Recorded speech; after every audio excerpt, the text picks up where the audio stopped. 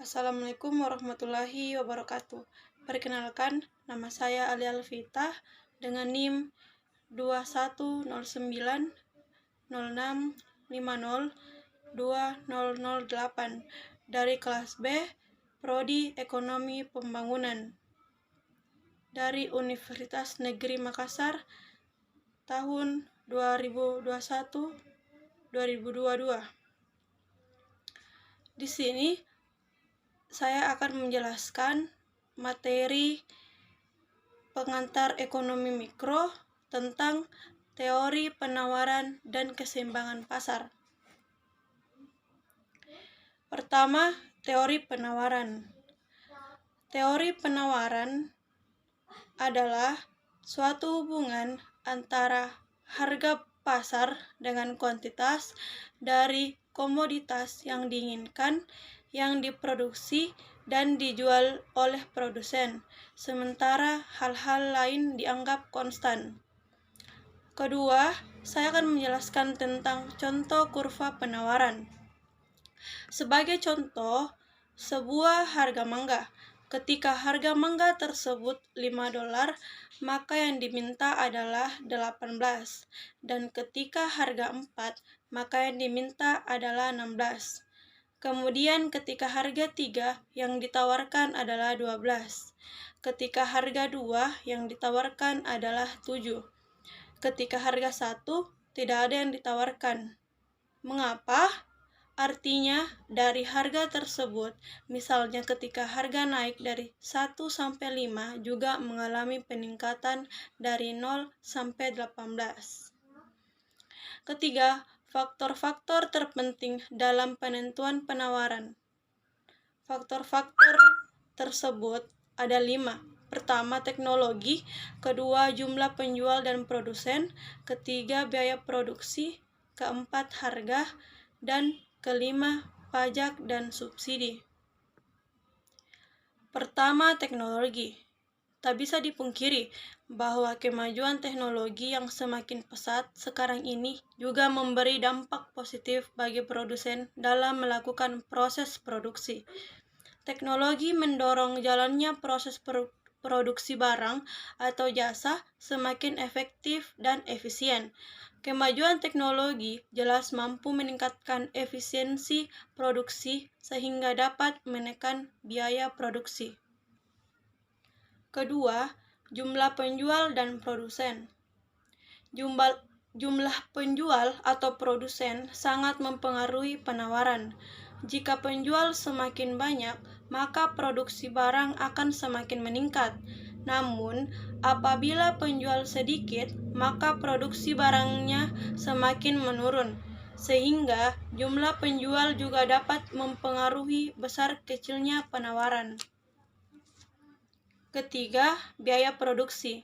Biaya produksi adalah biaya-biaya yang dikeluarkan produsen untuk melakukan proses produksi guna menghasilkan barang atau jasa yang akan ditawarkan dan dijual ke pasar.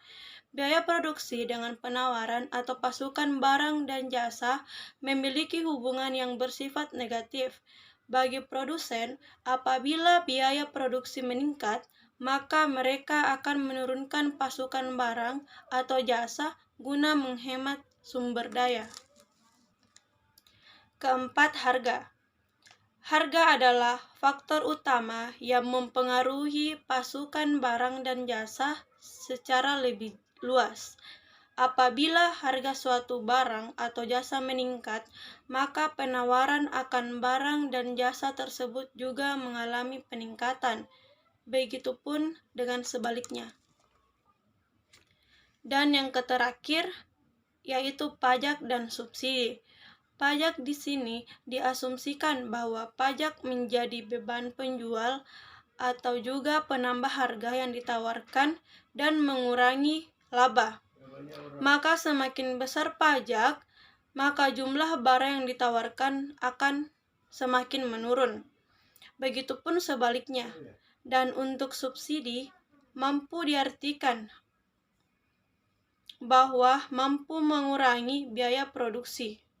Jadi, untuk pengurangan harga yang ditawarkan dan menambah laba, Karenanya, itu semakin besar subsidinya, maka jumlah yang ditawarkan juga ikut bertambah. Selanjutnya, kurva penawaran.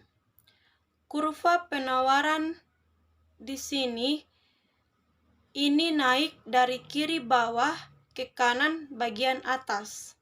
Jumlah barang yang dikeluarkan atau jumlah barang yang ditawarkan pada suatu tingkat harga.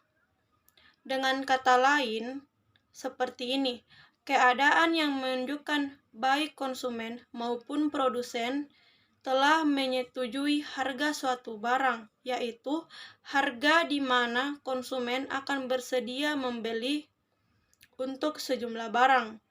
Sama halnya dengan harga, di mana produsen bersedia untuk menjual sejumlah barang tersebut.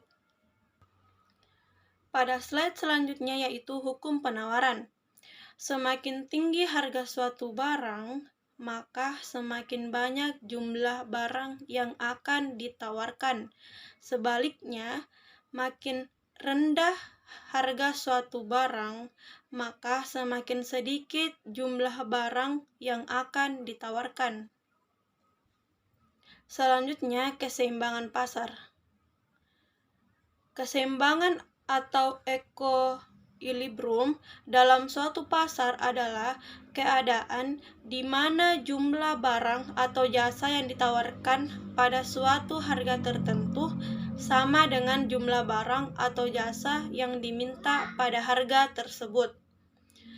Keseimbangan pasar menggambarkan suatu situasi di mana semua kekuatan yang ada dalam pasar, baik permintaan maupun penawaran, berada dalam titik seimbang, sehingga setiap variabel yang terbentuk dalam pasar, harga, dan kuantitas sudah tidak lagi berubah.